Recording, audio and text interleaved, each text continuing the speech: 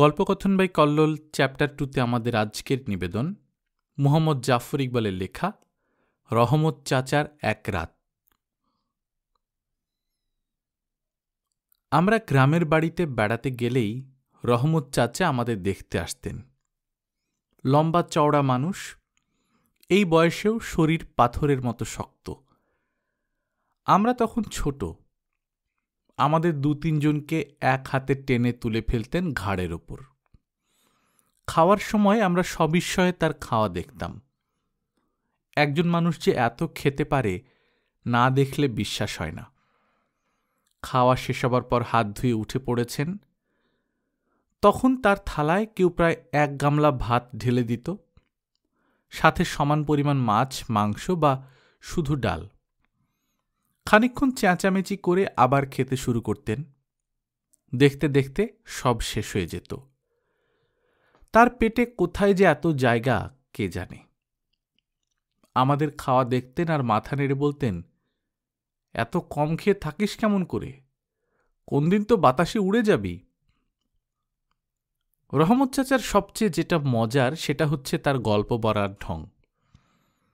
পড়াশোনা জানেন না, জীবনে কোনো বই পড়েননি, তাই তার সব গল্পই নিজের জীবনের সত্যি গল্প। এমন স্বাভাবিক গলার স্বরে এমন এক একটা অস্বাভাবিক গল্প বলে যেতেন, আমরা শুনে হতবাক হয়ে যেতাম। যেমন অমুক গ্রামের সব মানুষ ছিল চোর, মানুষেরা তাদের উৎপাতে অতিষ্ঠ হয়ে পুলিশে খবর দিল। তখন ব্রিটিশের রাজত্ব, তারা এসে সবাইকে ধরে নিয়ে গেল। নেয়ার সময় যদি কেউ পালিয়ে যায়, তাই সবার হাতের তালু ফুটো করে তার ভেতর দিয়ে দড়ি ঢুকিয়ে সবাইকে একসঙ্গে বেঁধে রেখেছিল। আমরা অবিশ্বাস করি কেমন করে, তার নিজের চোখে দেখা। আরেকবার নারকেল গাছ নিয়ে কথা হচ্ছে। রহমত চাচা বললেন, কবে নাকি নারকেল গাছ থেকে নারকেল নামানো হয়েছে। নারকেল কেটে গ্লাসে পানি ঢালা হলো, দেখা গেল পানির ভেতর কুচো চিংড়ি পানির সঙ্গে মিশে আছে। ভালো করে না দেখলে দেখা যায় না। তার নিজের চোখে দেখা ঘটনা, আমরা কি বলবো। সবচেয়ে মজার ছিল তার ভূতের গল্পগুলি।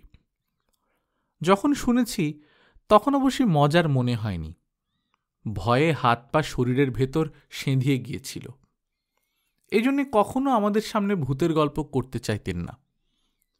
ভূতের গল্প শুনে ভয় পেয়ে আমরা নাকি ভীতু হয়ে যাব।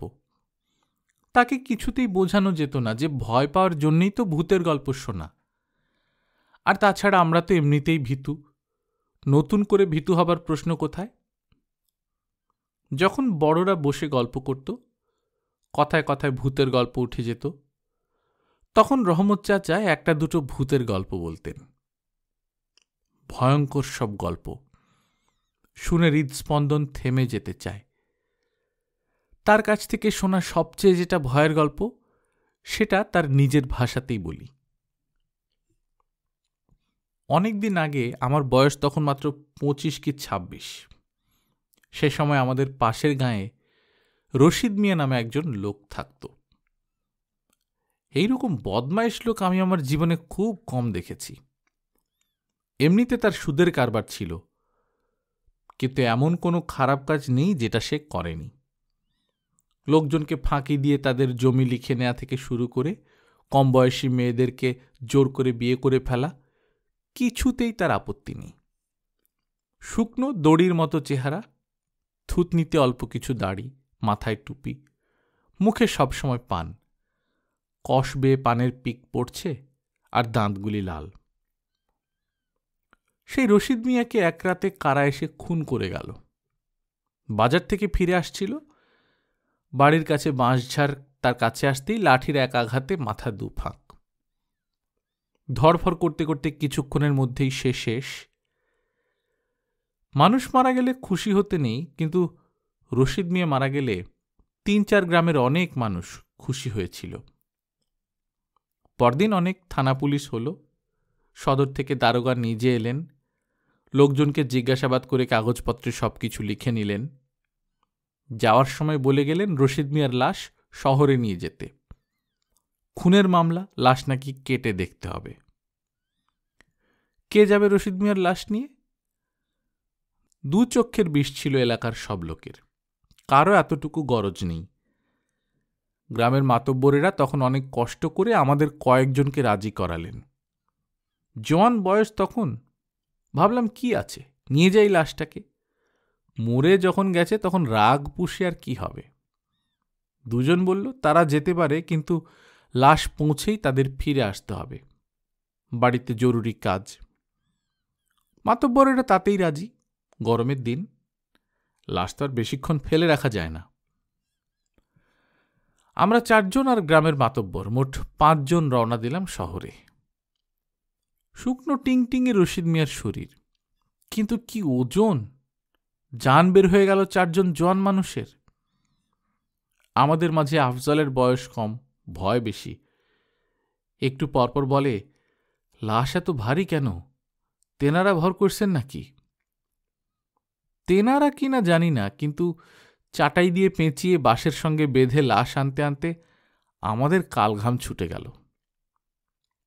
নদীর একদিকে শহর, অন্যদিকে লাশ কাটা ঘর। আশেপাশে ধানি জমি, মাঝখানে ছোট একটা লাল রঙের ঘর। চারপাশে বুনো জঙ্গল ঘরটাকে প্রায় ঢেকে রেখেছে। দরজায় তালা মারা ছিল, কিন্তু পুরনো জং ধরা তালা ধাক্কা দিতেই নিজে থেকে খুলে গেল। ভেতরে উঁচু টেবিল, কংক্রিট দিয়ে লাশ কাটা ঘরের সঙ্গে পাকাপাকিভাবে তৈরি করা হয়েছে। টেবিলের ওপর রশিদ মিয়াকে রেখে আমরা বের হয়ে এলাম। ভেতরে কি বোটকা গন্ধ! বাইরে এসে দেখি কিছু কুকুর। অদ্ভুত সেই কুকুরগুলো। লাশ কাটা ঘরের আশেপাশে থাকে, মানুষকে ভয় পায় না। বেওয়ারিশ লাশ নিশ্চয়ই জানাজা না পড়িয়েই আশেপাশে পুঁতে ফেলে। দেখলাম কুকুরগুলো মাটি খুঁড়ে খুঁড়ে হাড়গোড় বের করছে। আমাদের দেখে সরে গেল না, উল্টো আমাদের চোখের দিকে ঠান্ডা চোখে তাকিয়ে রইল। ভাবখানা এই যে লাশগুলো হেঁটে বেড়াচ্ছে কেমন করে। দেখে কেমন যেন ভয় লাগল। যে দুজনের ফিরে যাবার কথা, তারা একটু বিশ্রাম নিয়ে তাড়াতাড়ি রওনা দিয়ে দিল। বেশি রাত হবার আগেই তারা গ্রামে পৌঁছতে চায়। আমরা বাকি 3 জন অপেক্ষা করছি, কিন্তু লাশ কাটার জন্য ডাক্তার বা অন্য কেউই আসে না। আবার রাত হয়ে গেলে মুশকিল। তাই আমাদের মাতবর ঠিক করলেন থানায় গিয়ে খোঁজ নেবেন। একা যেতে ভরসা পান না। গ্রামের মানুষ, শহরে গেলে মানুষের ভিড়ে তাল হারিয়ে ফেলেন, সাথে আরেকজনকে নিয়ে যেতে হবে। আফজাল কখনো শহর দেখেনি। আমি তাকে বললাম শহরটা দেখে আসুক, যাক। মরা একটা লাশ তো আর পালিয়ে যাবে না, একজন থাকলেই হয়। ওই বাজে কুকুরগুলি না থাকলে পাহারা দেবারও দরকার ছিল না। আফজাল আমাকে একা রেখে যেতে ইতস্তত করছিল। জায়গাটা নাকি ভালো নয়। আমি হেসে উড়িয়ে দিলাম। পরিষ্কার দিনের বেলা, চারপাশে ধানের ক্ষেতে চাষিরা কাজ করছে, ভয়ের কি আছে? ওরা চলে গেলে আমি একা একটু দূরে বসে রইলাম। মাঝে মাঝে তাকিয়ে তাকিয়ে লাশ কাটা ঘরটাকে দেখি। কুকুরগুলি ঘুরঘুর করছে, গোঁ গোঁ করে চাপার স্বরে নিজেদের ভেতর ঝগড়া করে। মাঝে মাঝে মাটি থেকে খুঁড়ে তুলে কি যেন কচকচ করে চাবায়। ভারী অস্বস্তি লাগে মনে। কথা ছিল ওরা ঘণ্টাখানেকের মাঝে ফিরে আসবে, কিন্তু বেলা পড়ে এলো, তবু কেউ আসে না। আমি পড়েছি মুশকিলে, না পারি যেতে, না পারি থাকতে। চাষিরা সবাই বাড়ি ফিরে যেতে শুরু করে। 2-1 জন কৌতূহলী মানুষ আমার সঙ্গে কথাবার্তা বলল। রশিদ মিয়াকে, বাড়ি কোথায়, কিভাবে খুন হলো, সব বৃত্তান্ত খুলে বলতে হলো। লাশটাকে দেখতে চাইলে আমি ভেতরে নিয়ে চাটাই খুলে দেখালাম। মানুষের এই একটা জিনিস বড় আশ্চর্য, একটা মরা মানুষ না দেখে কিছুতেই যাবে না। মরে যাবার পর রশিদ মিয়ার চোখ কেউ বন্ধ করে দেয়নি, তাই খোলা চোখ, ওপরের দিকে স্থির চোখে তাকিয়ে আছে। মুখটা অল্প হাঁ করা, ময়লা হলুদ দাঁত বের হয়ে আছে। দেখে কেমন যেন অস্বস্তি হয়। চাষিরা আমাকে বলল লাশ কাটা ঘরের দরজাটা দড়ি দিয়ে বেঁধে চলে যেতে, সন্ধে হয়ে আসছে, আজ আর কেউ আসবে না। আর এই জায়গাটা নাকি বাড়াবাড়ি রকমের খারাপ। মানুষজন নাকি দিনে দুপুরেই ভয় পায়। রাতে নাকি বিরাট বিরাট সাদা রঙের কুকুর ঘোরাঘুরি করে এখানে। কোত্থেকে আসে কোথায় যায় কেউ জানে না। আমি কি করব বুঝতে পারছিলাম না। আমাদের গ্রামের মাতব্বর খুব দায়িত্বশীল মানুষ। আমি জানি তিনি আফজালকে নিয়ে ফিরে আসবেনই। ফিরে এসে আমাকে না দেখলে আবার উল্টো ঝামেলা হয়ে যাবে। ভূতের ভয় আমার নেই, তাই আমি ঠিক করলাম আরও কিছুক্ষণ অপেক্ষা করি। এর মধ্যে যদি ওরা না আসে তো কিছু একটা করা যাবে। আমি একা বসে বসে মশার কামড় খাচ্ছি আর রশিদ মিয়াকে গালি দিচ্ছি। শালা বেঁচে থাকতে তো জ্বালিয়েছেই, তো মরেও জ্বালিয়ে গেল। কতক্ষণ বসেছিলাম মনে নেই। হঠাৎ শুনি শোঁ শোঁ বাতাসের শব্দ। অন্ধকারে বুঝতে পারিনি কখন আকাশ মেঘে ঢেকে ফেলেছে। প্রচণ্ড বাতাস দিচ্ছে। দেখতে দেখতে ভীষণ ঝড় শুরু হলো। পারলে আমাকে উড়িয়েই নেয় বাতাসে। একটু পরে বাতাসের সাথে শুরু হলো বৃষ্টি। দেখতে দেখতে ভিজে একেবারে চুপসে গেলাম। ঠান্ডাও লাগছে প্রচণ্ড। ভাবলাম অনেক হয়েছে, আর নয়, এখন পালাই। ঝড়ের মাঝে কোথায় যাব তাও জানি না। যখন চলে যাবার জন্যে পা বাড়িয়েছি তখন হঠাৎ শুনি গলার আওয়াজ। ঝড়ের মাঝে বোঝা যায় না, কিন্তু মনে হলো মাতবরের গলার স্বর। আমিও চেঁচিয়ে ডাকলাম তাদের, তারাও উত্তর দিল। আমি স্পষ্ট শুনলাম। আমার বুকে তখন সাহস ফিরে এলো। সবাই ফিরে আসছে তাহলে। প্রচণ্ড বৃষ্টি তখন। ভাবলাম বাইরে দাঁড়িয়ে ভিজে কি লাভ, লাশ কাটা ঘরের ভেতরে গিয়ে অপেক্ষা করি। মাথার উপর অন্তত একটা ছাদ তো আছে। আমি লাশ কাটা ঘরে ঢুকছি, হঠাৎ কেন যেন মনে হলো কাজটা ভালো হচ্ছে না। কে যেন মনের ভেতর বলে উঠল, খবরদার, ভিতরে যাস নে, বিপদ হবে। কেমন যেন শিরশির করে উঠল আমার শরীর। কিন্তু তখন জোয়ান বয়স, বুদ্ধি কম, সাহস বেশি। ভাবলাম, আরে ধুর, আমার ভয়টা কিসের? ওই তো সবাই এক্ষুনি এসে যাবে। আমি ভেতরে ঢুকে দরজাটা বন্ধ করে দিলাম। ভীষণ বৃষ্টি হচ্ছিল। আর চোখে তাকিয়ে রশিদ মিয়ার লাশটাকে একবার দেখলাম। এমনিতে অন্ধকারে কিছু দেখা যায় না। বিদ্যুৎ চমকালে দেখা যায় রশিদ মিয়ার লাশ একই ভঙ্গিতে স্থির হয়ে পড়ে আছে। ভিজে কাপড় খুলে নিংড়ে মাথা মুছে একটু আরাম হলো। বাইরে তখনও বৃষ্টি। লাশটার দিকে পেছন দিয়ে দরজার কাছে বসে ওদের জন্য অপেক্ষা করতে থাকি। কিন্তু ওরা তো আর আসে না। একটু একটু করে অনেকক্ষণ পার হয়ে গেল, ওদের আর দেখা নেই। আস্তে আস্তে বুঝতে পারলাম ওটা নিশির ডাক ছিল। সাথে সাথে ভয়ে আমার সারা শরীর কাঁটা দিয়ে ওঠে। মানুষ বেশি ভয় পেলে কিছু করতে পারে না, চিন্তাভাবনা গুলিয়ে যায়, বুদ্ধি বিবেচনা কমে আসে। আমি নড়তে সাহস পাই না, দরজা খুলে বাইরে যাবার শক্তি নেই। মনে হয় দাঁড়ালেই পেছন থেকে রশিদ মিয়া লাফিয়ে পড়বে আমার উপর। অনেক কষ্ট করে নিজেকে শান্ত করলাম। বুঝালাম ও কিছু নয়, রশিদ মিয়া মরে গেছে। মরা মানুষ কি করবে? বৃষ্টিটা একটু কমলে তারপর বের হয়ে শহরের দিকে যাব। আজ অনেক হয়েছে, আর নয়। চুপচাপ বসে আছি। হঠাৎ মনে হলো পেছনে কি একটা শব্দ হলো। চাটায়ে শুয়ে থাকা রশিদ মিয়া নড়ে উঠলে যেরকম শব্দ হবে সেরকম। বুকটা ছ্যাঁত করে উঠল, কিন্তু নিজেকে বোঝালাম ইঁদুর নিশ্চয়ই। বৃষ্টি তখন ধরে আসছে, আর একটু কমলেই বের হয়ে যাব।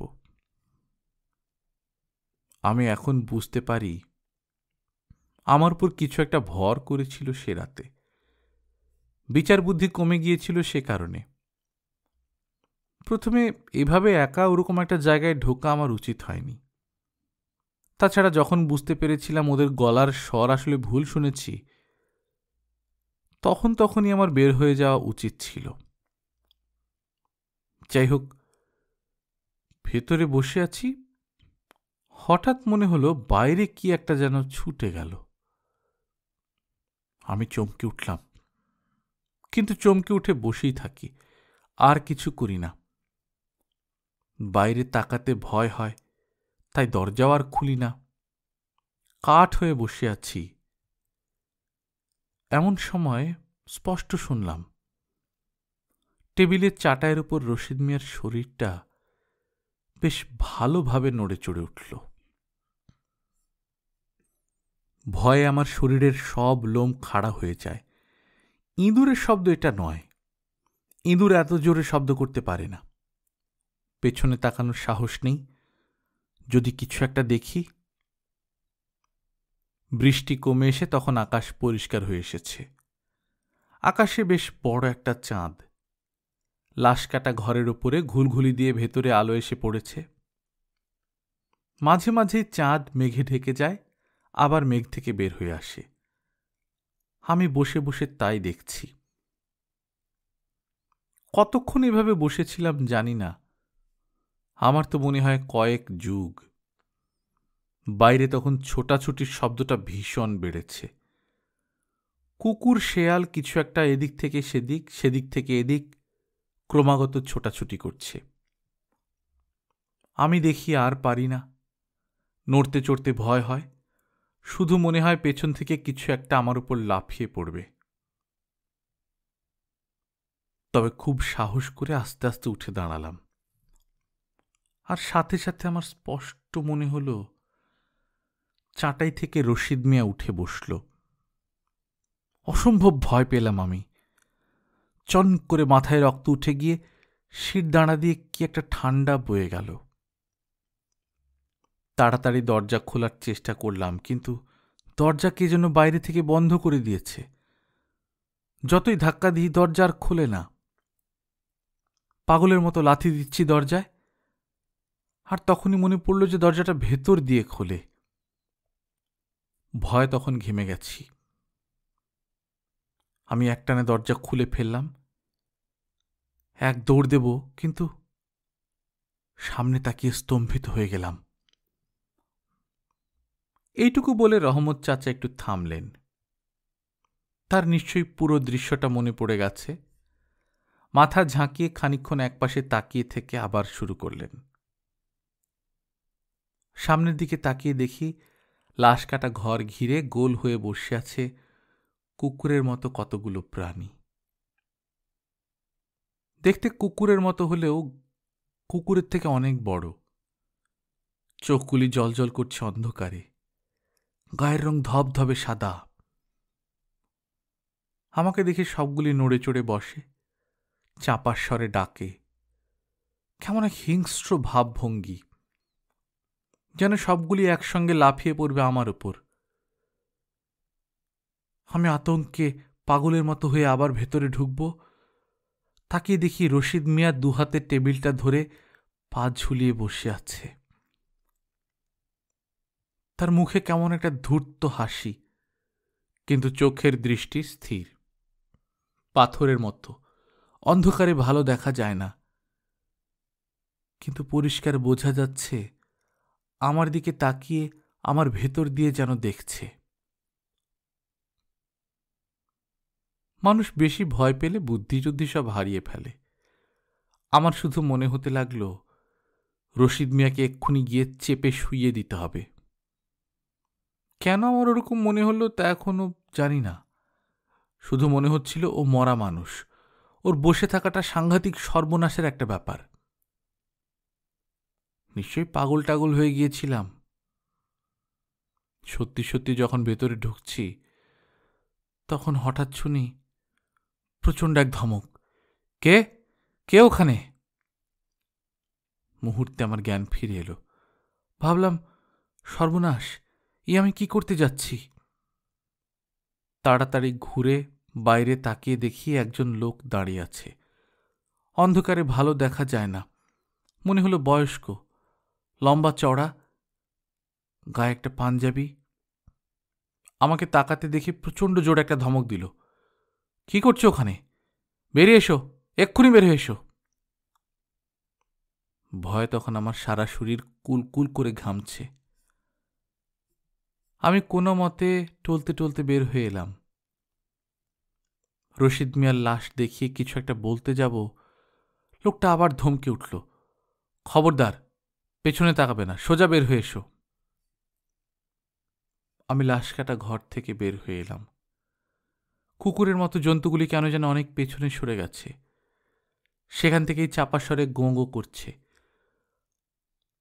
আমি লোকটার দিকে ছুটে যাচ্ছিলাম। লোকটা আবার ধমকে উঠল, এদিকে না, সোজা সামনের দিকে হাঁটো। আমার তখন নিজের উপর কোনো জোর নেই।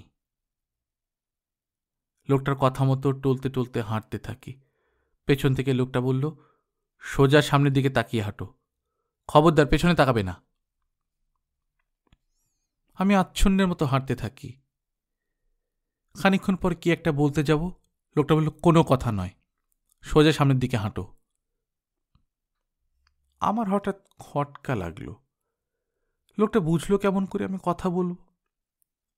তাছাড়া এত বৃষ্টি হয়ে চারদিকে কাদা পানি হয়ে আছে, আমি ছপছপ করে হাঁটছি, লোকটার হাঁটায় কোনো শব্দ নেই কেন?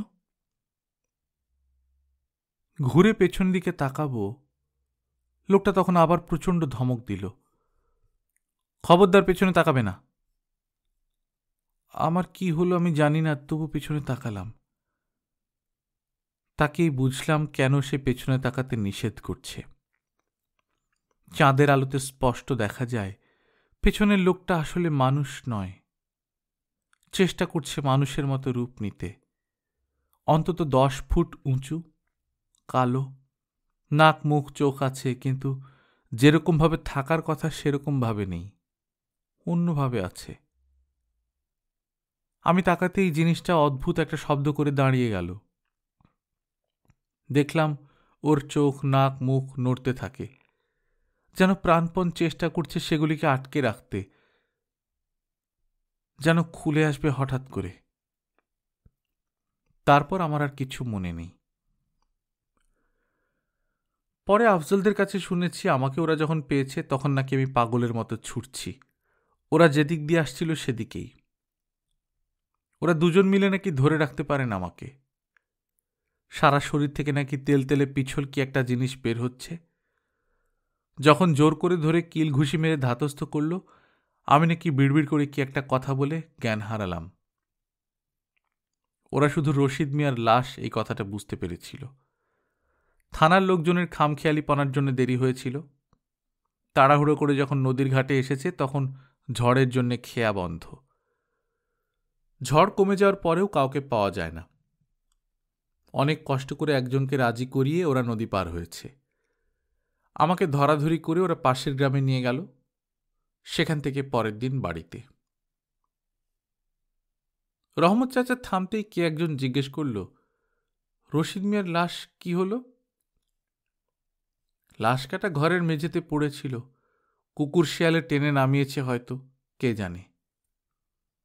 খানিকক্ষণ চুপ করে থেকে রহমত চাচা বললেন, আমাকে আসলে সে রাতে মেরেই ফেলত। লোকজন ঠিকই বলেছিল জায়গাটার দোষ আছে। আমি মরেই যেতাম, জিনটা বাঁচিয়ে দিয়ে গেল।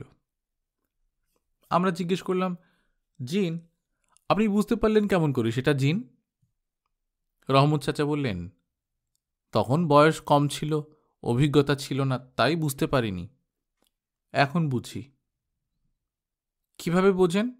কখনো জিন দেখেছেন? রহমত চাচা হঠাৎ উঠে পড়েন, ধমক দিয়ে বলেন, যাও যাও, ঘুমাও গিয়ে। বাচ্চা ছেলেরা কেন এত জিন ভূতের গল্প শুনতে চাও? আমরা তবু বসেই থাকি। ওঠার সাহস অনেকক্ষণ আগেই চলে গেছে। দিনের আলো দেখার আগে কোনো উঠাউঠি নেই। গল্পকথন বাই কল্লোল চ্যাপ্টার 2-তে শুনছিলেন মোহাম্মদ জাফর ইকবালের লেখা রহমত চাচার এক রাত। আমরা নিয়মিত গল্প পাঠ করে শোনাচ্ছি। আপনারা যারা প্রথমবার মতো শুনছেন কাইন্ডলি সাবস্ক্রাইব করে নেবেন। গল্প পাঠ ভালো লাগলে বন্ধুদের সঙ্গে শেয়ার করবেন। নিজে ভালো থাকবেন, আশেপাশের লোকজনকে ভালো রাখবেন। টাটা।